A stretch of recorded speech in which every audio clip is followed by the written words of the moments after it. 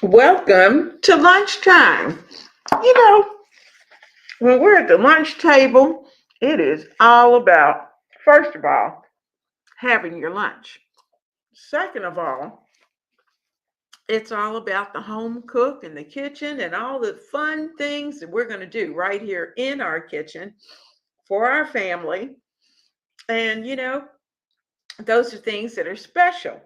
So I'm looking forward to having this conversation today because, as you can see, Um, we have a lot to talk about today. So let's jump into it and then we'll do some other things along the way. But first of all, let me say that I am so glad to have you here. Well, one last uh, we had a great time on Saturday together, and I'm just really looking forward to this week. But this is the last week of March. And being the last week of March, I just want to remind you of the fact that it's been so special to be able to celebrate the women who we are and to be able, to take a wonderful look at women who are working in the kitchen. And I ran across a book and I'm in the process of getting sleeves. It's a little chilly here. It's rainy and all that kind of stuff. So I had to throw on a shirt. As you can see, I've got on two shirts. That's how cool it was because I didn't want to turn on the heat. So, we try to avoid that where we can. I found a book that is called Where Women Cook, Celebrate. Is that not right down our alley? Wherever women are and wherever we're cooking, we want to be able to celebrate.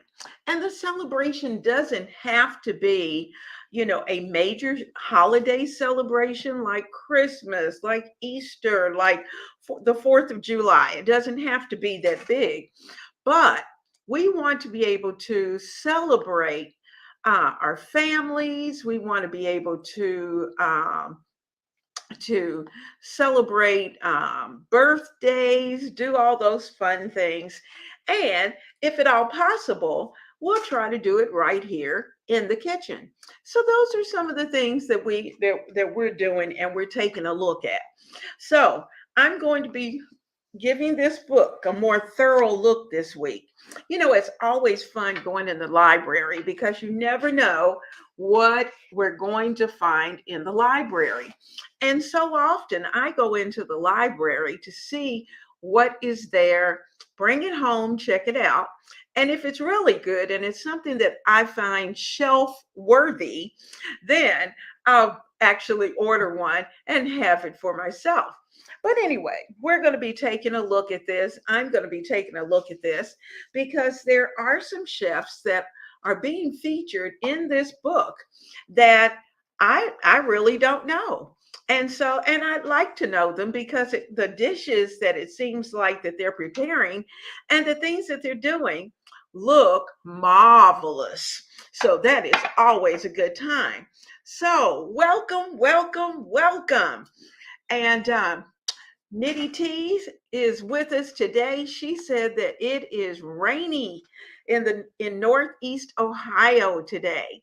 I talked to a friend who's in the north, and she's still going through the cold. And I was thankful to talk to her and find out that finally most of the snow is gone. So that's always a good thing. So let's get to what we're going to talk about today. So I'm going to take just a second. Now, for those of you who are new to our channel and just coming in, I'm Leona Dooley, and this is lunchtime. And so at lunchtime, it gives us a chance to sit down at the table to talk about the things that home cooks and homemakers like to chit chat about. And if you will, be sure to hit that like button before you go out. Join the family by subscribing, all of those things. So I hope you'll be here every week. Now, so I'm going to come over here and see if I'll hit the right one. We'll see. There we go. We're going to be looking at the 5 best tips for the home cook. Now, as I looked at these tips, I knew what the tips were. I knew what they needed to be. And I have to recognize the fact that sometimes, just sometimes, I goof and I don't exactly do it the way it should be done, because I'm in a hurry. I forgot the plan and the process. We get caught up. We get caught up in life. So when I pull out a new recipe, I'm usually saying to myself, okay, Leona, take the time, whew, read the recipe thoroughly before you start the cooking process. Now, I'm going to laugh at myself because of the fact that very often I get so caught up in just thinking about that it's a new recipe and that I've got all this stuff and everything's ready to go. I got the pot, got the pan, got the stove on, got the oven going, and everything's going. And here somebody walks in, so I'm talking to them. And I never stopped to really read the recipe. But because somebody else is here, I'm thinking, okay, I ought to be able to look over these ingredients and I should be able to do this. Well, sometimes that works and sometimes it doesn't. But, a seasoned cook can probably pull it off. Let's just be real. A seasoned cook can probably pull off a recipe and just kind of scan it quickly and keep it moving. But our young home cooks, and I'm telling you because I can think back to the beginning, young home cooks need to thoroughly read the recipes before they get started because it is so disappointing to get into a recipe, you've done some things only to find that you added something you shouldn't have added because it was supposed to go over here and be cooked by itself. And then you have to start all over.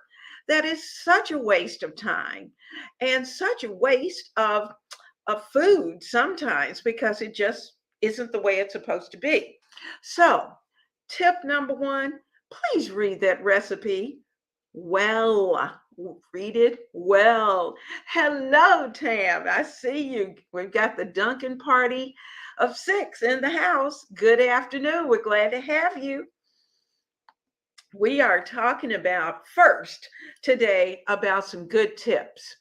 Now, tip number 2, we want to be able to save time. Time is one of those things that I know for me is probably number 1 at the top of the list. Time. How much time do you have? Because what happens is, and I'm sure all of you who are listening can attest to this, so often life gets in the way. And you think you're going to have enough time to casually prepare whatever it is that you've planned for the day, only to find that life starts picking up and things get busy. The kiddos come in the door and da da da da da, and they keep going and they got homework. You thought they were going to have a little homework tonight, but they ended up with enough homework to last for the week for one night. And that happens sometimes.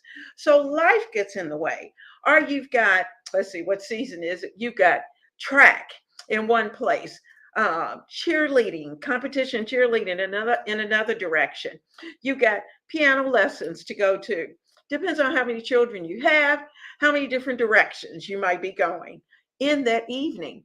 So save time by number 1, preparing all of your ingredients before you start cooking. Now, Saturday, when we were in the kitchen, I purposely planned that particular show because I knew this is what we were going to talk about today. We looked at we looked at preparing for the week. And I selected this week because it's the last week of March. So for those of you who have been with me for a while, you know that we are going to start taking a look at our 1 month, one plan for April. And so we needed to do a little prep work this week. I needed to be able to go in my refrigerator, find the things that are still lurking that I haven't used, need to be used, and we're going to take the time to do that and prepare some new meals. Now, so that's what we did on Saturday. We prepared dishes or recipes. We didn't actually cook them. We put them together in our Snapware, and I can tell you, I placed one in the refrigerator, and the rest of it went into the freezer. And the reason for that is because when I really got into the freezer and I looked at my March menu plan, only to realize that there were some things that I had prepped that were in my refrigerator that I needed to use. So, and some of that preparation I did right here on the show on Saturdays. And so I needed to make sure that I use that up. Hello, Michelle. We're so glad to have you. We've got Michelle here with us, and we're glad that you're here. And we always enjoy having all of you with us. Hello, Ronnie. Glad to see you. And we're talking about those tips. Now, girls, in a minute, I'm going to ask you to put on your thinking caps because we're going to work together on something. And so just get ready, get ready, get ready. Brace yourself because we've got a plan for today. Hello, Amethyst. I love it. Hello, hello. I'm so glad you're with us today. Good, good. Glad you're at the lunch table. All right, so let's look at tip number 3. Now, remember, this is also March, April, May, June. We are looking at those seasons that are leading into weddings, more baby showers, and more people are having weddings at all times of the year now. But it used to be, and it still is, when you ask a lot of event planners. I have a couple of event planners at church, and when I talk to them, their busiest time is May and June. That's the busiest time. And then it picks up later. So I'm so glad. Good, good, good. All right, got you here. You got the live. Yay. Um, so we want to make sure that we have some tips to be able to share with our new and younger homemakers as we go. So another tip in the kitchen is to make sure that we season properly. Now, I've got my house seasoning that I use, and in fact, I have 2 variations. One is a little spicier, and one is just a basic house seasoning. Excuse me. 3 ingredients, so easy: pepper, garlic powder, and onion powder. Those 3 items, when you have those 3 items and you're able to season your food with that allows you to be able to get some good seasoning into what you're preparing. And then you can taste and see how much salt you need to add in. We've been talking about the fact that we need to be a little more cautious with salt because of the fact that salt is added in so much. It is in just about everything that you receive from the grocery store, or if you're using canned products, there's salt. Unless you get the no salt or you get the low salt. So make sure that we season food properly. It was funny. I'm going to tell you a funny story. A friend of ours was here the other day, and he is a hoot. But I tell you what, he was talking about the fact that a friend had served him some food, and it looked good. And he said it wasn't until he put it in his mouth that he just about gagged. And it wasn't the actual food itself, it was the fact that the food had not been properly seasoned. And while he's not a major cook, he eats and he knows what it should taste like. And so he said, season the food, season the food. And so, that's one of the things we have to make sure that we season properly. Now, we've got a lot of conversation going on for just a second, I'm going to cut over.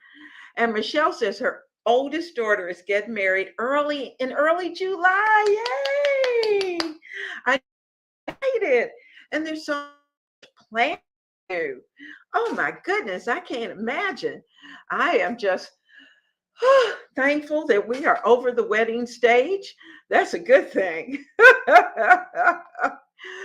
All right, Andrew. Well, it is that's so funny to her. Ella, the power of onion powder and paprika. So many people forget about reduction and marinades. You are absolutely right. You've got to make sure you season it. You've got to very often reduce the liquid that's in there. And you have to taste, because if you don't taste, I'm not saying you have to go get a tablespoon, get a teaspoon, touch it in there, taste it, and see if it's going to taste good. You don't want to serve anything that doesn't taste well or is flat. That is so disappointing. And I see you said, and plus a little sugar in bread. And I do as much as I try to cut quite a bit of sugar out of my diet. When I'm making bread, I have a certain amount of sugar. I don't put as much as I used to. I'm cutting back. But you know what? The sugar is there in the background. It's not sweet unless it's a sweet bread. If I'm making banana bread, yeah, the sugar is going to be there. But if I'm just preparing our family loaf, our daily bread, that's what I call it, our daily bread. If I'm preparing that, then I need the sugar, particularly at the beginning, to get that yeast to working, get it to working. And when it's working, your bread is going to come out so delicious, so delicious. Um, Amethyst said seasoning food properly is kind of her weak area. She's afraid that she's going to over season and it'll be too salty. So often her dishes need more seasoning.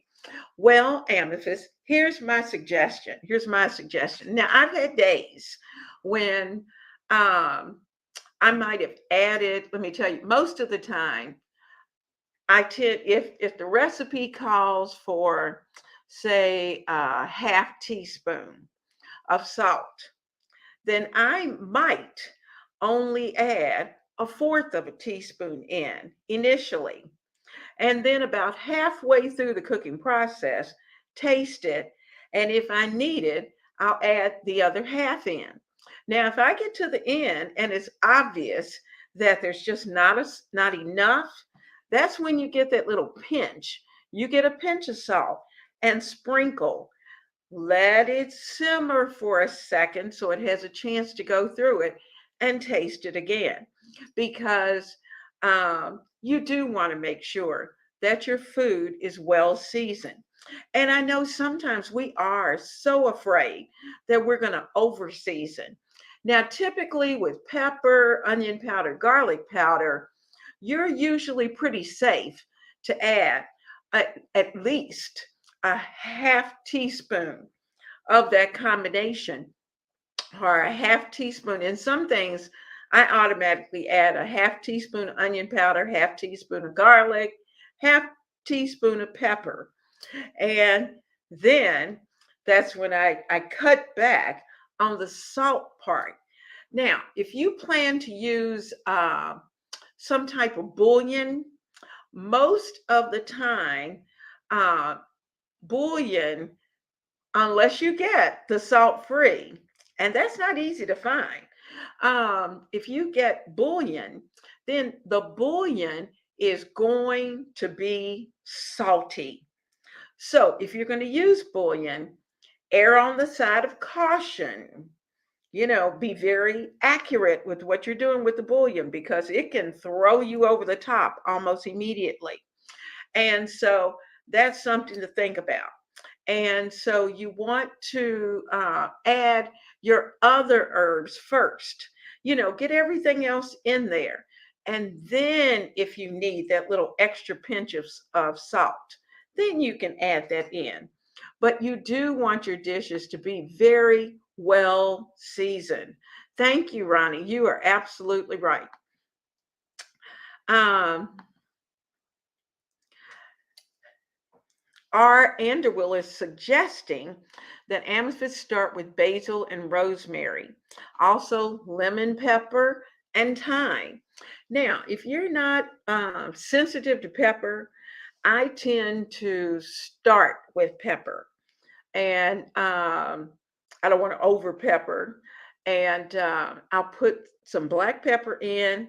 I usually put a few red pepper flakes in the background, not to make it hot, just to add to the peppery taste. And then I also start to add the basil and the rosemary, the dried basil. And if you like rosemary, then add rosemary. And especially if you're cooking chicken, certain kinds of meat, rosemary is perfect for. I love the combination of lemon pepper and I love thyme. And so those are things that you can kind of play around with and add to your seasoning. Um, seasoning is one of those things that I see you, Sue. Hello, hello. We're glad you're here in the house. Seasoning is one of those things that's probably, I'll say, the third thing that's the most difficult thing for a new cook is trying to figure out how it should taste and how to make it taste good. You just know, if your auntie fixes green beans, and when she fixes those green beans, mwah, they are on point. Well, 9 times out of 10, Auntie cannot tell you how much of this, that, and the other that she's put in those green beans to make them come out that way. But because she has done it over and over again, she's figured out the balance. And so she can tell you, okay, I added this, I added this, I added this. She'll tell you what she added. And then you will have to take little bits and put into it in order to figure out what the balance is for the amount that you're preparing. So seasoning is tough. Let's see,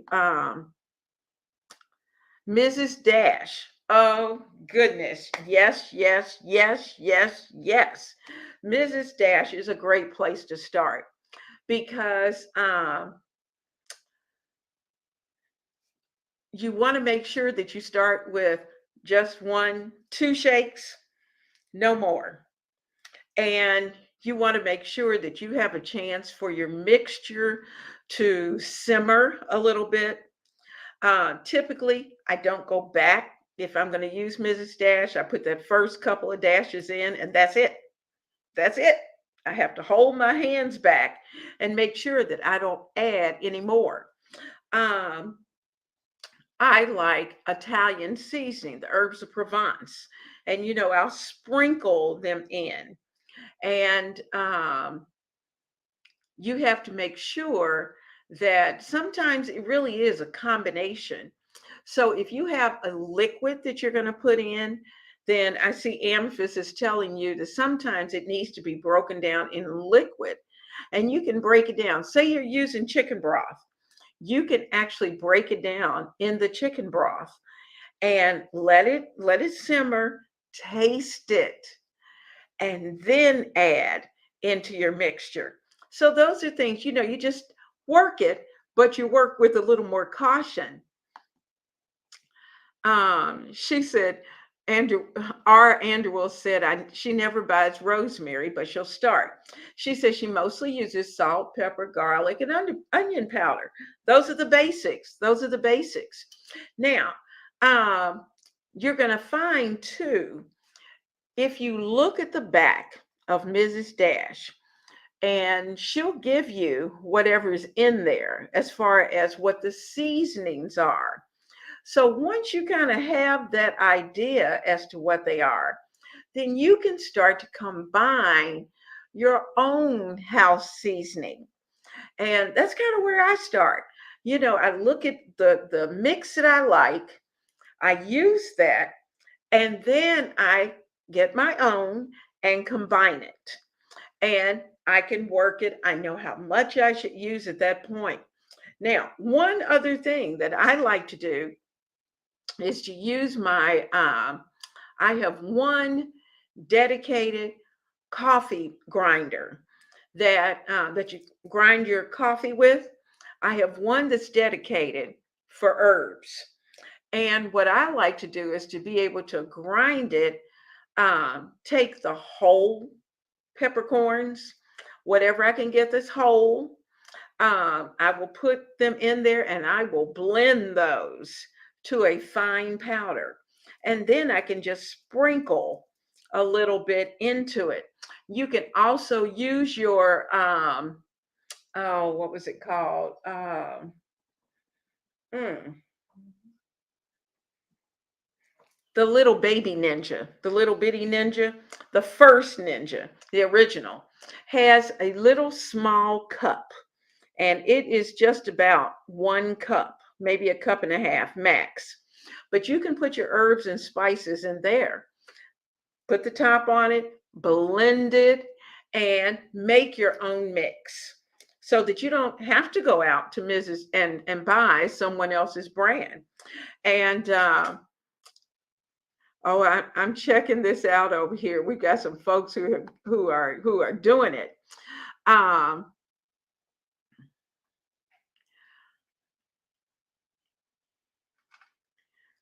Okay, so she's saying Anderwill says she lets the eaters choose their salt, how much salt that they want. I'm assuming she would like to add oregano and basil, or paprika.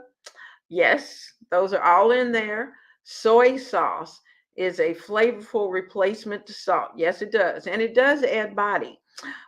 Saturday, I was using the Bragg's liquid aminos. For those who may be sensitive to soy sauce, they can use the Bragg's aminos because it tastes just like soy. And has gluten, is gluten free, all natural, and you can keep it in your refrigerator for a very long time. It's a fermented product as well. So that gives you options of being able to add all of those goodies to your repertoire as you go. Uh, oh my goodness. Art Anderwell said that she's obsessed with truffle oil and tartar powder. Have I used, is that like cream of tartar powder that you're using? Yes, and I do love my ranch. I've got a bottle of ranch powder this big. And the unami, oh yes, all of that. My I love taking the ranch powder, and I can add it to pork chops, I can add it to chicken. I mean, that goes with everything. Potatoes, oh my goodness. Now the tartar powder, I'm not sure that I am familiar with that. Explain to me what the tartar powder is. And I haven't played with that one, but I'll try it. I'll try it. Absolutely. All right, so let's keep going here. Our next is that we need to make sure that we adjust our cooking times and temperatures based on our ovens and sometimes your stovetop, depending upon the type of stove. When you're looking at a recipe, that's the average temperature. And so it may be that your oven burns hot. And if that's the case, then you have to cut back. And if you have an oven that cream of tartar, okay, I see cream of tartar. Okay, um, if you are if you're going to bake a cake, then you probably are going to have, especially if it's new. I mean, you a few weeks ago, Ladybug and I did a cake that was a fail, a true blue fail. Now I have to tell you, I put into with some whipped cream and made a beautiful uh, trifle, but it wasn't the plan. It was supposed to have been a beautiful bundt cake. And but that was the first cake that I have fixed in my new stove. And evidently the temperature just wasn't what I thought it would be. And unfortunately, it just didn't set well. But I did try another cake. I did the pistachio cake. If you've caught that short, and it came out perfect. It cooked well. It was on point. I did have to increase the temperature by 5 degrees so that I could stay within the recipe range other than the temperature. If you're on your stovetop, if you have an induction stovetop, it has its own little issues. If you have just a regular electric stove, it's got some adjustments that you will have to learn to make. If you have a gas top, it has adjustments that you have to make.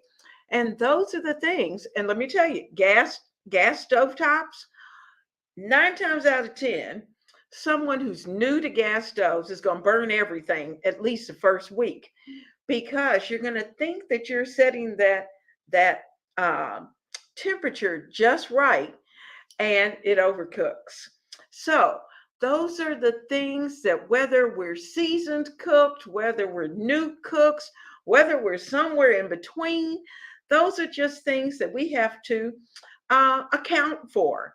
And we have to be cautious when we're in our kitchen and when we're cooking. And so before we go in, we're running through our mind, okay, this is my new stove.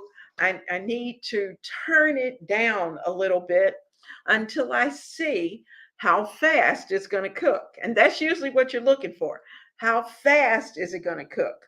And you can start to see the changes. So then So medium on one stove may not get that steak to searing like you want. Where medium on another stove may have that baby almost cooked.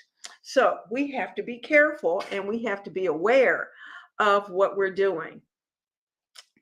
Um, R Andawil, what is the R for?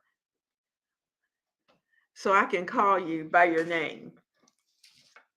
Oh my goodness. She said she switched to a ceramic skillet, and that was a learning curve. She says she loves it, but it's not cast down or non-stick. Isn't it funny? Isn't it funny how something so simple can cause you to almost come to a screeching halt for a few minutes, because you've got to figure it out. You can read all the instructions that you want, but it's not until you actually use it. Rachel, okay. It's not until you actually use it that you realize Um, oh, this doesn't cook like the other skillets.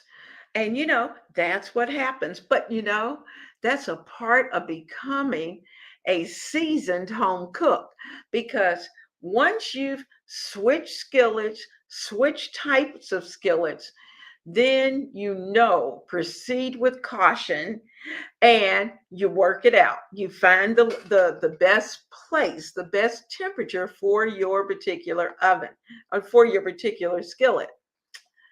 Um, Nitty T says she has a thermometer in her oven, so she knows the inside temperature. And that's a good thing. That's a good thing. And now you can even go to Amazon and get the inside um, oven thermometers that you can put in your oven to have in there all the time to make sure that your oven is reading true. And so, because sometimes when you've had your stove for an extended period, the temperature is not it might say 400 on your dial, but it may not be actually 400 degrees in the oven. So you've got to make sure that you're reading it. So an oven thermometer, I'm writing that down in my list, oven thermometer, because that's something I need to add. I had something I'm doing that's going to be about thermometers. And I was more focused on meat thermometers than oven thermometers. So thank you, oven thermometers. Okay. Hello, Tutu Loves Minnie. How are you? We're glad to have you today. Wonderful, wonderful. All right, so we're working through some of our tips. Here's a biggie. I do it. You probably occasionally do it. And we do it for, the T word we talked about earlier, time. We're trying to get it done. We have, say, 5 chicken thighs, and we have managed to get 4 into the skillet. And we have this little lone wolf that's sitting over there waiting to come in. And rather than waiting because of time, we'll shuffle and switch things around and flip until we get number 5 into the pan. Well, once we do that, you know what we've done. We've overcrowded the pan, which means that we've changed the environment, the cooking environment inside of that pan. So for those who are a little bit younger in their years of cooking, that's something to think about. Now, got a bonus. I can't say this enough. Clean as you go. Clean as you go. There is nothing more annoying than coming to the end of your cooking.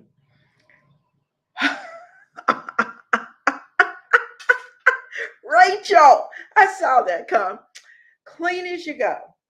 And I'm going to tell you my story. There's a story behind this. And the reason for it is because of the fact, as a little girl, little girls love to wash dishes. We love to play in the water. We like to play in the water, do all those good things. Now, as a child, I loved to play in the water. I loved all the soap and the bubbles and everything. And so I loved to wash dishes when I was young, because that was before I had to wash dishes. So I got into the habit, as my mom would finish using something, I would take it immediately, put it into my soapy water, and wash, wash, wash. It was so much fun. And get it rinsed, put over into the over onto a towel or the dryer, whatever it is that you have that you dry dishes on.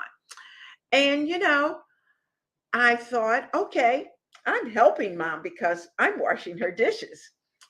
Well, My mom was an excellent cook. She cooked for everybody. But, you know, she was terrible, terrible at cleaning as she went.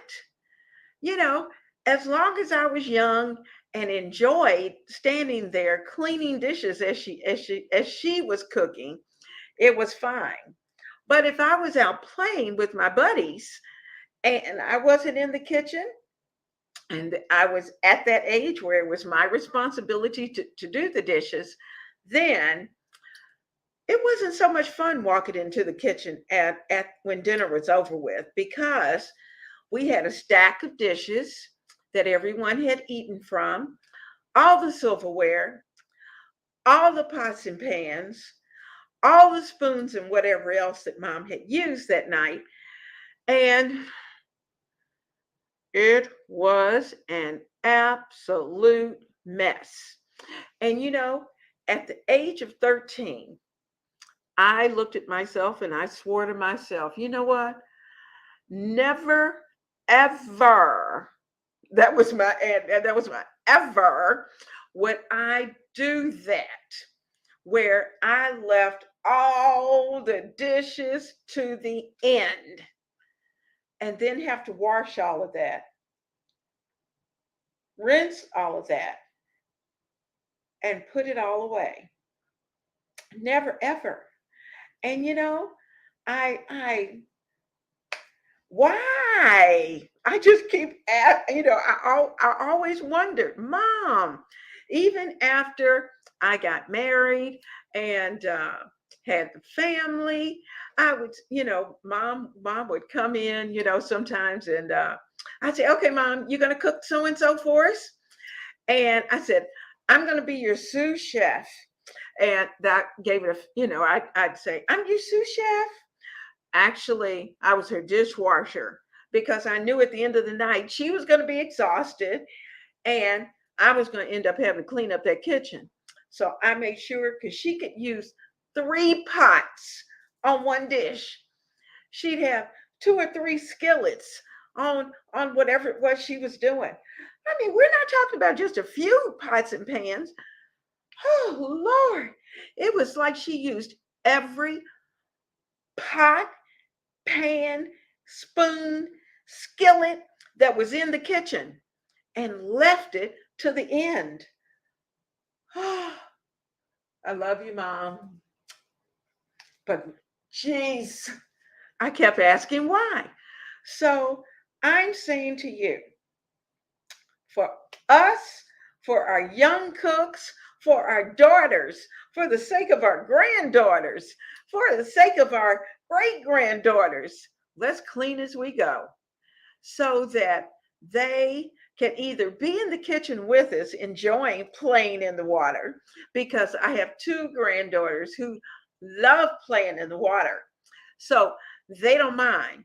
But of course, everything they clean, I usually put in the dishwasher anyway. I know Mom didn't have a dishwasher.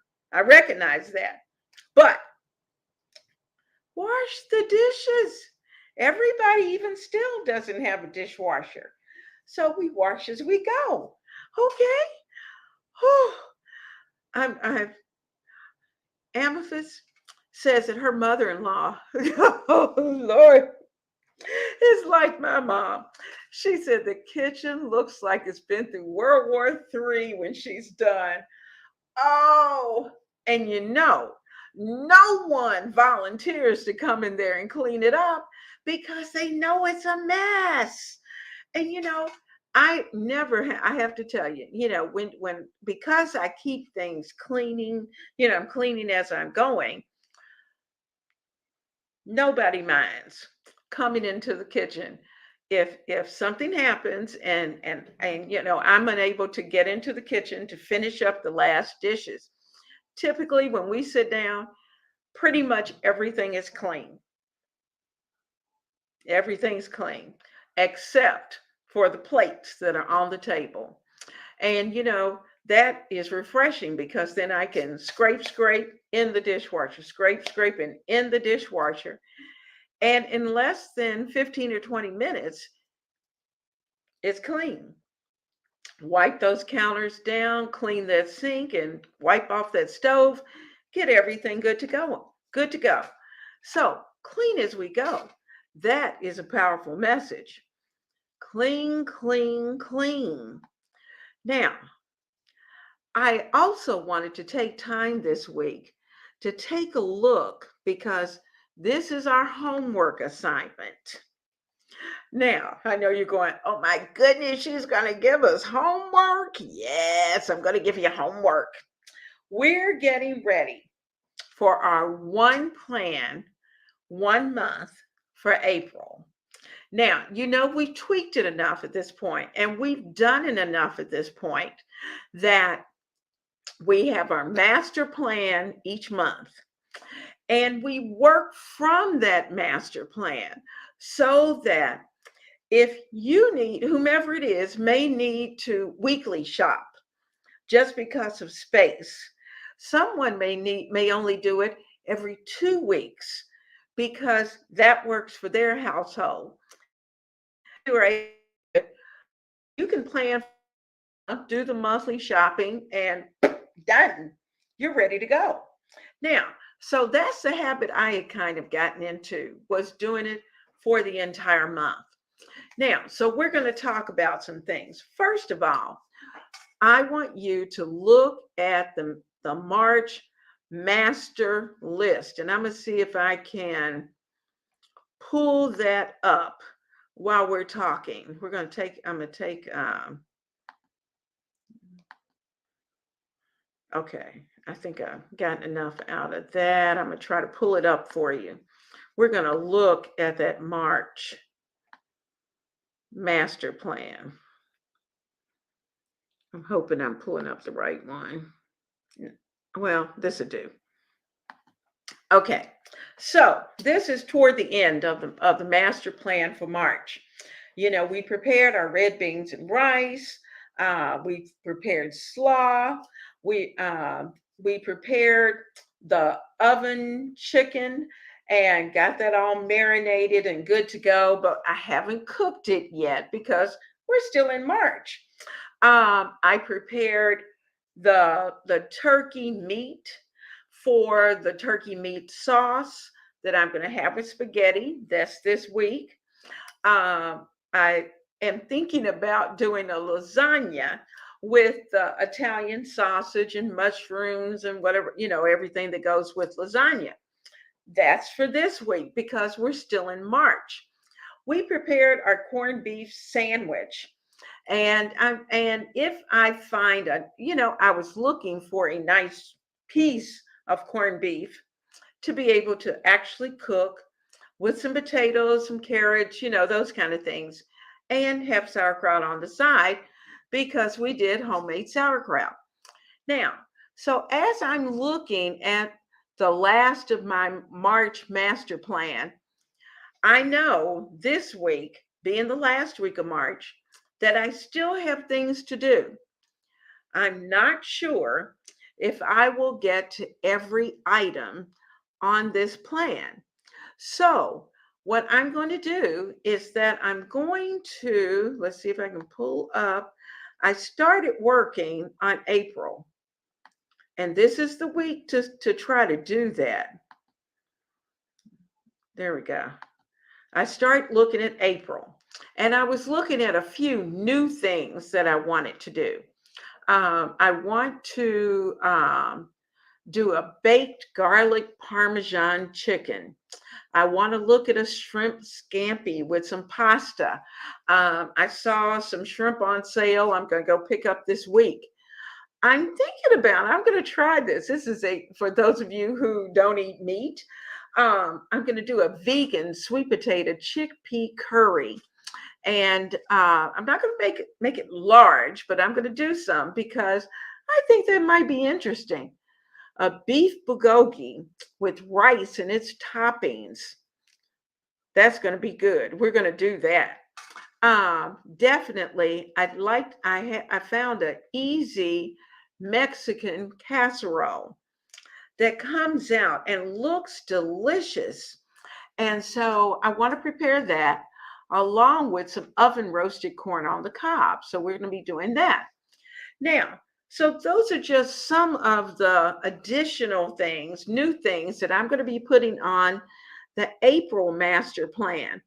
But I went back and looked at the overall March plan, and there were some wins and there were some losses. A couple of things I tried, the big guy went, I don't know about this, because it was new.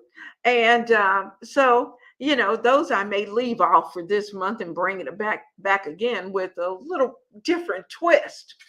But I made a homemade tomato basil soup that was delicious. That I'm going to redo. I served it with grilled cheese, and it was a hit. I did tuna salad that I stuffed into a tomato with lots of lettuces and served it with sourdough bread. That was a hit.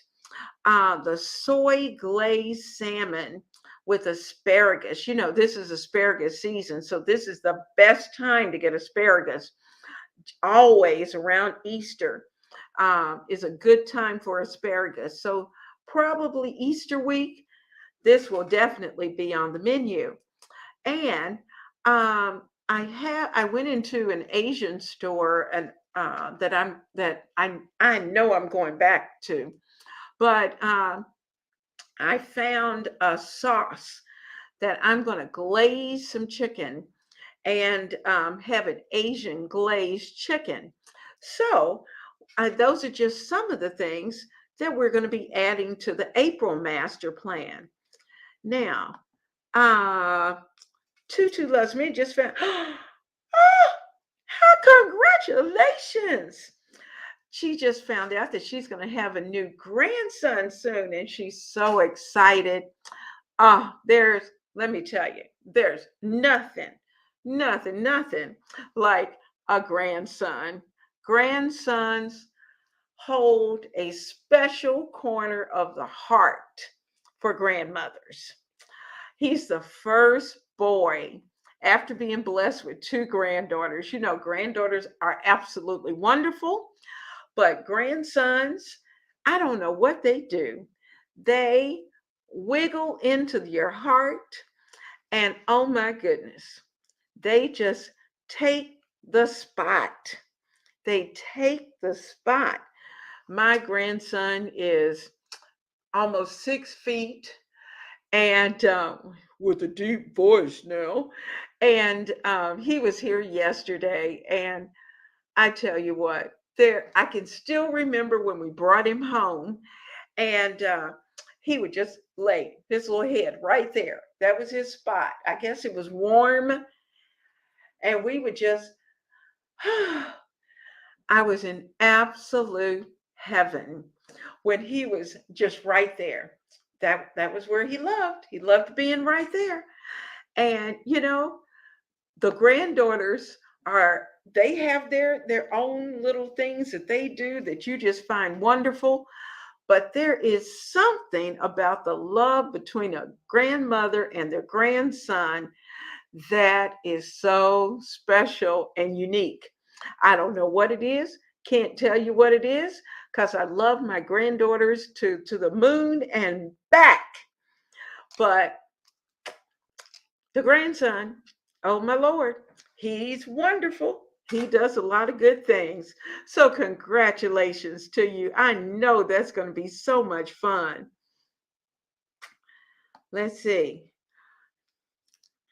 Rachel said, pierogies, Ganigal and coconut cream. I'm gonna have to try that. I'll have to come back to that. Galangal. I'm gonna have to look that up. And coconut cream. I like coconut cream. And pierogies. Oh, I do like pierogies. If you're feeling fancy, all right, we're going to add that to the list. Love it. Love it.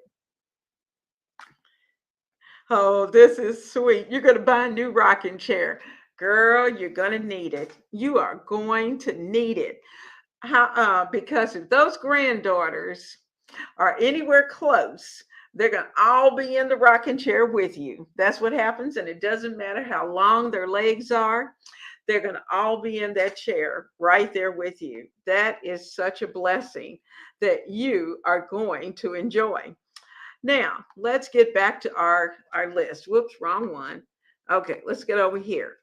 We want to make sure, first of all, that we've reviewed the March master list, made sure that of those things that we know those things we used, we know those things that were winners, we know those things that were losers, and we drew a line through that for and tried it at another time.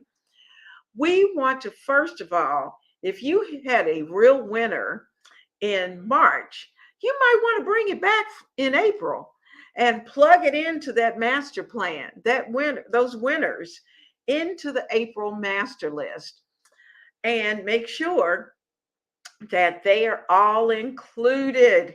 You don't want to leave those out because you like those days when you have those good winners. Then you want to be able to clean and organize your refrigerator. I like to do that before I go to the grocery. And you probably do the same thing. I'm not saying you have to take all 100% out of your refrigerator and scrub. I'm saying wipe it down, take out your things that are in there that look like they might be growing something. And sometimes we do have things in there that get stuck in the back, stuck in corners, that you're thinking, oh, I can't believe this is in here. I forgot all about it. So you want to be able to get those things out. And some of this you might do a little bit every week, but at least at the end of the month, then you want to make sure that you reorganize your refrigerator so that when you get ready to go to the grocery store, you have a place for that to go. Now, look in your freezer. Look in your freezer before you ever go to the grocery. Make sure to see if there are foods in there that need to be used. If you are a prep person where you have prepped, say, I know some people prep 15 meals at a time. Now they're all different, 15 different meals, or they may fix three of this, three of this, three of this. Now, they've prepped those meals, but you know what happens very often is that you think you're going to use all of them, and you kind of, in your mind, you have it scheduled that you want to be able to use those at a particular time, but life gets in the way, and sometimes you don't have a chance to do that. So, my suggestion is this is the week, this is the time to go into your refrigerator and see what's in there, because your prepped meals, they'll last a while, but they're not going to last a long time, not to and stay the way you want them to. So you don't want them in there for a really long time. I'm saying months and months. So what I like to do is that if I prep it, I try to use it within that month. And so this is a good time to go look in that freezer, see what's in there. Check your meats, check the dates. If there's some type of, if you have some beef that's in there, a beef roast that's in there, it's getting close to its best used date, pull it. So to the front, this is what I need to make sure that I use this month. Note it on your menu so that just even if you just write in for one day beef, then you can go to that freezer and pull that beef for the week so that it will have time to thaw, and you have time to marinate and do whatever else that you're going to do to that beef to get it ready for the day you're going to cook it. Now, so the refrigerator first, freezer next, then place all your need to use foods on the menu first, because those are going to be the things you're going to want to use at the first week or so of the month, and so that you can use those up, get them out of the way, and you haven't wasted any food, and the food that you take out tastes perfect. So I see that Deb saying that she has been she was working on her meal plan yesterday. Her husband said, "Who's giving you all these ideas to try something new?" Shh, we won't tell him. That is too funny. Oh, so uh, Tutu, congratulations, congratulations. Everybody's so excited. You know, everybody loves new babies, even though we may not get to hold them, but we love babies. I love babies. And I love everybody's baby. That's the fun thing about when you're in church or you're a part of other organizations and you have a mixture of ages. You have babies that are coming in, and it's so nice to be able to hold that a few minutes, takes you back to those days. Now, so we're going to place our need to use foods on the menu first, and then we're going to continue to add our favorites and then plug in new recipe ideas.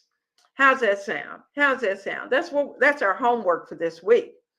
That's our list. We're going to review, we're going to add our winners, we're going to clean and organize, we're going to check our freezer, and the need to use foods are going to be at the top of April's menu so that we can take care of those things and not have any waste. So, my friends, this has been so much fun. Hello, Phyllis. Oh, I'm so glad you're enjoying it. Phyllis and I probably uh, message each other pretty frequently, and she's so good at finding fun, wonderful things for us to try out. And so I am so glad that she's with us here today, and I can give her perks because I really appreciate her sending me all kinds of fun things to try and experiment before I do it for you. So that is a good time. I can't believe our hour is gone. We got to get back to work, and I've got a few more things to do here, and I'm going to be working in the kitchen now. Next week, next week is going to be another biggie. So get ready, because it's the first week of April. We're going to be, at this point, we're going to be ready to hone that one plan for 1 month.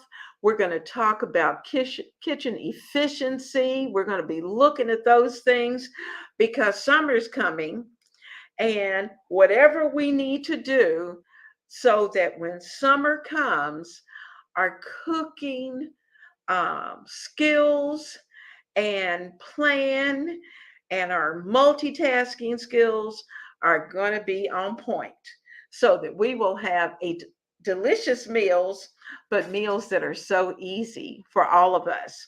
So, love you all. I am so glad that you are here with me today. And it is so much fun to have you right here in the kitchen. I am thankful to you. And let me give you my biggest win for this week. I was sitting with my granddaughter who's in high school. And let me get a sip of water so I can tell you this, and then I'll let you go.